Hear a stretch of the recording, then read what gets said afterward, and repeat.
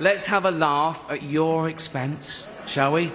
Just updated my will, requesting Ricky Gervais to speak at my funeral. It's still very early in 2020, but we may have already gotten this year's best and most viral celebrity reaction moments. Here, we can observe Tom Hanks very visibly struggling not to lash out at someone. Who or what could displease Hollywood and humanity's sweetheart? On the contrary, the legendary Wheel of Fortune host Pat Sajak offered that special someone a new gig, asking them to perform his eulogy when the time comes. Take a moment to subscribe to Rumour Juice's YouTube channel, and let's say the offender's name out loud.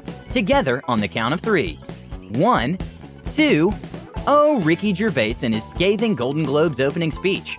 Everyone's going, what the f***? Of course, it was the 58-year-old English comedian who managed to stir up a storm during his 8-minute performance on January 5th. They're going to enjoy it more than me, and I'm going to say awful things about them. Suffice it to say, he had to pause often and laugh at his own jokes. Come up, accept your little award, thank your agent and your god, and f*** off. In a room full of showbiz and biz A-listers, no one was spared from Gervais' fiery and unexpected outburst. "Shut up," the comedian shushed the crowd after a particularly confused reaction. "I don't care." Tim Cook, the boss of corporate giant Apple, sat uncomfortably as Gervais roasted Apple TV. Its unapologetically candid drama The Morning Show is all about the importance of dignity and doing the right thing. Made by a company that runs sweatshops in China. Gervais called out every actor by asking burning questions. Apple, Amazon, Disney. If ISIS started a streaming service, you'd call your agent. Oscar winner Leonardo DiCaprio is known for dating women who are way younger than him, and Gervais couldn't just walk past this fact. Leo attended the premiere of Once Upon a Time in Hollywood, his latest movie that's nearly 3 hours long. Leonardo DiCaprio attended the premiere, and by the end, his date was too old for him. The year, Gervais mused, was big for pedophile movies. Surviving R. Kelly, Leaving Neverland, Two Popes. Yes, Hollywood loves turning a blind eye to open secrets. Take the disgraced producer Harvey Weinstein's scandal. To Gervais, it's just like in the movie Bird Box, where people survive by acting like they don't see a thing.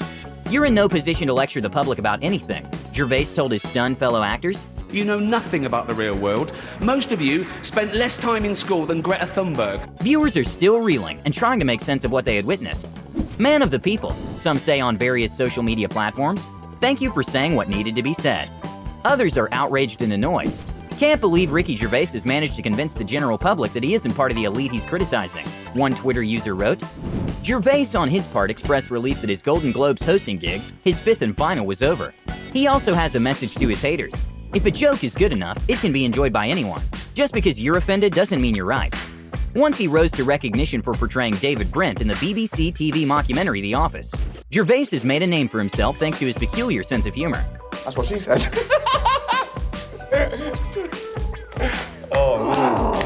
So let's go back in time and remember Ricky's 2018 interview, where he said hosting the Golden Globes again would essentially end his career.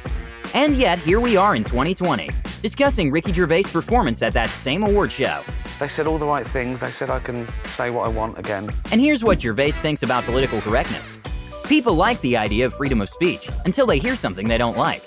Let's also remember how he said punching down is a no-go for him. You shouldn't laugh at something people can't help. Is Gervais walking on thin ice? His comedy style does involve making rather offensive statements about trans people, mocking people with disabilities, and victims of sexual assault. He called out Caitlyn Jenner for her involvement in the 2015 car crash where one person died. Jenner bore no responsibility for the accident, hence she wasn't charged. Gervais quipped how Jenner had become a role model to trans women everywhere, but didn't do a lot for women drivers. The target of the joke is a celebrity killing someone in their car, he insisted. A celebrity killing someone in their car, running home and popping on a dress. In the past, Gervais mocked actor and convicted sex offender Bill Cosby's victims. He listed the celebrities he thought were unrapeable, like Dame Helen Mirren, who is too much of a lady to be sexually assaulted, or Melissa McCarthy, who is too much of a beast to be subdued by the date rape drugs Cosby used in his assaults. Oh, that's lovely. So what do you think? Was his 2020 Golden Globe speech a revolutionary political move on Ricky Gervais' part? After all, he took a risk and boldly attacked those who could impact his future career and employment opportunities. I like it. I like being annoying. Or is he just another celebrity delivering yet another unoriginal and empty roast on fellow celebrities? I'm Ricky Gervais. Thank you.